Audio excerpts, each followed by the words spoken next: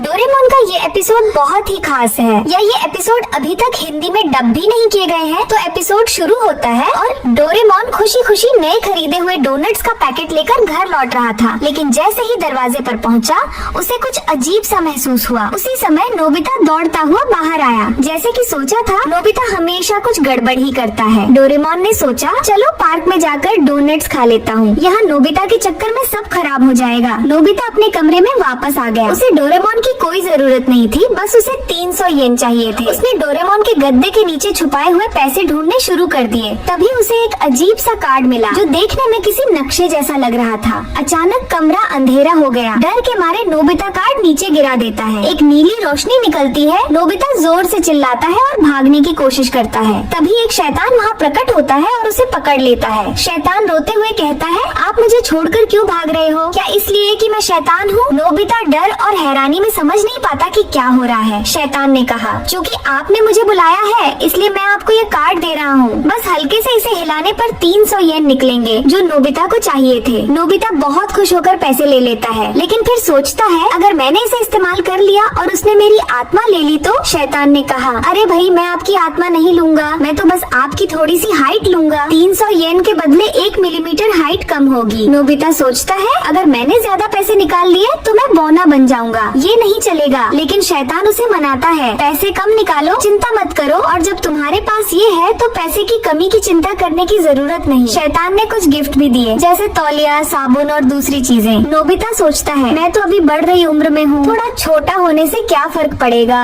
और वह मान जाता है। शैतान खुशी खुशी चला गया, लेकिन उसने नोबिता को याद दिलाया कि रात 12 बजे वह उसकी हाइट लेने आएगा। नोबिता खुद को चेक करता है कि यह सपना है या हकीकत। फिर वह खुशी खुशी कॉमिक्स खरीदने चला गया। डोरेमोन ने नोबिता को नई कॉमिक्स पढ़ते देखा और पूछा, तुम्हारे पास पैसे कहाँ से आए? नोबिता कुछ जवाब दिए बिना भाग गया। रात को नोबिता उत्साह से इंतजार करता है, फिर शीशे में अपनी हाइट चेक करता है। कुछ नहीं बदला था। वह फिर से पैसे निकालने लगा। डोरेमोन ने पूछा, तुम आधी रात को क्या कर रहे हो? नोबिता झूठ बोलकर सोने का नाटक करता है। अगले दिन नोबिता ने ढेर सारी नई कॉमिक्स खरीदी। शिजुका ने हैरानी से देखा और खरीदने के बारे में सोचा। नोबिता ने शिजुका को गिफ्ट देने के लिए तुरंत कॉमिक्स खरीद दी। शिजुका ने मना किया, लेकिन तभी छिपे हुए सोनियो और चाइन सब कुछ देख लेते हैं। वापस जाते समय चाइन ने रास्ते में नोबिता को रोका और उससे स्केटबोर्ड खरीदने के लिए कहा। नोबिता ने कहा, तुम लोग अपने पैसे से क्यों नहीं खरीदते? चाइन गुस्से में बोला, शिजुका के लिए खरीद सकते हो, हमारे लिए नहीं। नोबिता ने फिर से पैसे निकालकर स्केटबोर्ड खरीदा। अब नोबिता को अजीब सपने आने लगे। खाने के समय उसने कम खाना खाया। उसकी माँ को भी लगा कि उसकी हाइट कम हो रही है। डोरेमोन ने उससे हाइट चेक करने को कहा, लेकिन नोबिता भागकर अपने कमरे में गया और कार्ड को ताले में बंद कर दिया। डोरेमोन के हैरान होने पर वह वहाँ से भाग गया। नदी के पास चाइन और सुनियो ने फिर उसे रोका। चाइन ने किसी का शीशा तोड़ दिया था और सुनियो ने अपनी माँ का महंगा फूलदान। उन्होंने नोबिता को दोषी ठहराया। तुमने हमारे लिए स्केटबोर्ड खरीदा, इसलिए ये सब हुआ। नोबिता ने कार्ड निकाला और फिर से पैसे निकाले। उसके पापा ने देखा कि वो पैसे निकाल रहा था। नीचे जाने पर उसके माता पिता खुशी खुशी पैसे निकालने लगे। उन्होंने वादा किया कि वे अगले महीने पैसे लौटा देंगे। नोबिता को लगा कि अब उसकी हाइट बिल्कुल खत्म हो जाएगी। वह रोते हुए डोरेमोन के पास गया और सब कुछ बता दिया। डोरेमोन ने शैतान को बुलाकर सब कुछ वापस मांगने की कोशिश की, लेकिन शैतान ने कहा, मुझे पैसे नहीं, तुम्हारी हाइट चाहिए। रात 12 बजे मिलने का तय हुआ। डोरेमोन और नोबिता चिंता में इंतजार करते रहे। रात 12 बजे सब कुछ सामान्य था। डोरेमोन ने अपनी गजेट लाइट से उसे बड़ा कर दिया। उसने नोबिता को चेतावनी दी, अब इसे मत छूना, इसे सबक समझो। लेकिन शरारती नोबिता ने कार्ड फिर से निकाला। वह बोला, अब मुझे छोटा होने का डर नहीं, क्योंकि मेरे पास लाइट है। यहाँ नोबिता की हमेशा की तरह शिकायत है।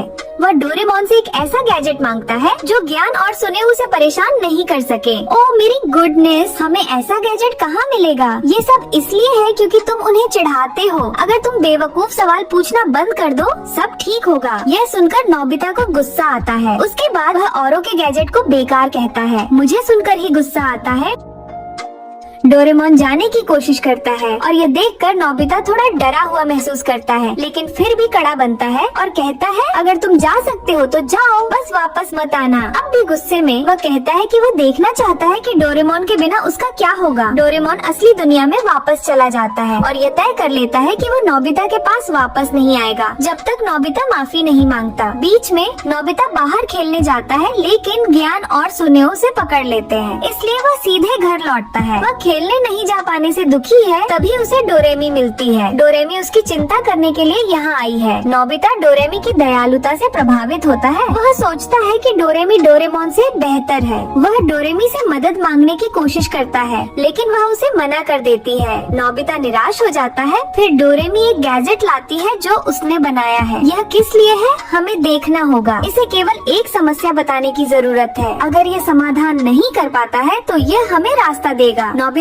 अभी भी शिकायत कर रहा है, कृपया मुझे ऐसा गैजेट दो जो हमेशा मुझे परेशानियों से बचा सके। ये वास्तव में बेसिर पैर की बात है। नोबिता इसे आजमाने के लिए तैयार है। वह कुछ ऐसा चाहता है जो उसे ज्ञान की परेशानियों से बचाए। मशीन एक मैनुअल बनाती है और एक गैजेट तैयार करती है जो एक फ्राइंग पैन की टोपी है। ओ बाप रे, इसे सुनकर ही घिन आ रही है। क्या नोबिता वास्तव में इसे बनाएगा? तुम देख रहे हो, मुझे पता था कि ये सुनकर वह हार मान लेगा। डोरेमी उसके आत्मसम्मान को बढ़ाती है और कहती है कि उसे केवल निर्देशों का पालन करना है। क्या नोबिता इसे पूरा कर पाएगा? अंततः यह तैयार हो गया। अब हमें केवल परीक्षण करना है। जब वह सीढ़ियों से उतरता है तो उसकी माँ उससे मिलती है। निश्चित रूप से उसकी माँ उससे कुछ करने के लिए पूछने वाली है। उसकी माँ नोबिता को बुलाती है और वह पूरी बात कहने से पहले ही पलक झपकते ही गायब हो जाता है। जब वह सुनिश्चित करता है कि गैजेट बहुत अच्छा काम कर रहा है तो नोबिता तुरंत ज्ञान और सुनियो को परेशान करने जाता है, जिससे वे गुस्से में भर जाते हैं और उसकी पिटाई करना चाहते हैं। जल्दी से नोबिता बच निकलता है, उन्हें और अधिक परेशान करता है जब तक कि वे निराश न हो जाएं। घर लौटने के बाद और डोरेमी को अलविदा कहकर नोबिता सोचने लगता है और अपने लिए कुछ और उपयोगी गैजेट बनाने का प्रयास करता है। ओह, उसे एक आइडिया मिला। वह एक ऐसा वाहन बनाना चाहता है जो उड़ सके, जो डोरेमोन के पास भी नहीं है। फिर वह आसमान में चलने वाला यंत्र बनाने लगता है। उसने इसे खत्म कर लिया और यह तुरंत काम करना शुरू कर देता है। ओह, नोबिता ने यह कर दिया है। वह बादलों पर चल रहा है। उसे बहुत खुशी हो रही है। फिर वह शिजुका के घर के चारों ओर टहलने जाता है। उसे ऐसा कुछ देने की इच्छा है जो उसे पसंद आए। अपने कमरे में वह गलती से अलमारी में हिट हो जाता है और गिर जाता है। ऊपर देखकर ये डोरेमोन है जो बाहर आता है। फिर से एक बहस होती है। कोई भी पीछे हटने को तैयार नहीं। नोबिता ये सोचकर खुश है कि वह ऐसी गैजेट बना सकता है जो डोरेमोन से बेहतर है, जिससे डोरेमोन बहुत परेशान हो जाता है और फिर चला जाता है। नोबिता शिजुका के लिए एक गैजेट बनाने में लग जाता है। ऐसा एक बगीचा जिसमें 4 मौसम होते हैं और फूल उस मौसम के अनुसार होते हैं। ये सच में अद्भुत है, रंग बिरंगे फूलों से भरा। अन्य दोस्त इसे देखकर बहुत उत्साहित होते हैं और नोबिता से कुछ खास बनाने के लिए कहते हैं। जब वह खुशी खुशी वापस आता है तो नोबिता सुनियो को बाहर खड़ा देखता है, जो बुरी तरह से परेशान है। जब वह पूछता है तो उसे पता चलता है कि ज्ञान उसे परेशान नहीं कर सका, इसलिए ज्ञान ने सुनियो पर इल्जाम लगाकर उसे मारा। सुनियो नोबिता से एक गैजेट बनाने के लिए कहता है जो उसे मजबूत बनाए, लेकिन नोबिता मना कर देता है। हालांकि सुनियो जब उसे पैसे की पेशकश करता है तो सब कुछ बदल जाता है। एक रोबोट बनाया जाता है और इस रोबोट के साथ वह हाथी से भी नहीं डरता। ज्ञान तो छोड़ दो, जब वह सड़क पर टहल रहा होता है तो ज्ञान से दोबारा मिल जाता है। गैजेट न होने के कारण नोबिता खुद को पकड़वाता है। यदि वह मदद नहीं मांग सकता तो उसे ज्ञान की पिटाई सहनी पड़ेगी। नोबिता मजबूरी में एक और रोबोट बनाता है केवल 10 येन में। अंततः सुनियो और ज्ञान के एक जैसे रोबोट के बीच मुकाबला होने वाला है। ठीक उसी समय डोरेमी सामने आती है और नोबिता और डोरेमोन की स्थिति के बारे में पूछती है। इस समय ये बात ज्ञान और सुनियो की स्थिति से क्या फर्क डालती है? डोरेमी को सोचने की जरूरत है कि कैसे दोनों रोबोटों को लड़ा बिना रोका जाए और साथ ही डोरेमोन और नोबिता के बीच सुलह भी कराई जाए।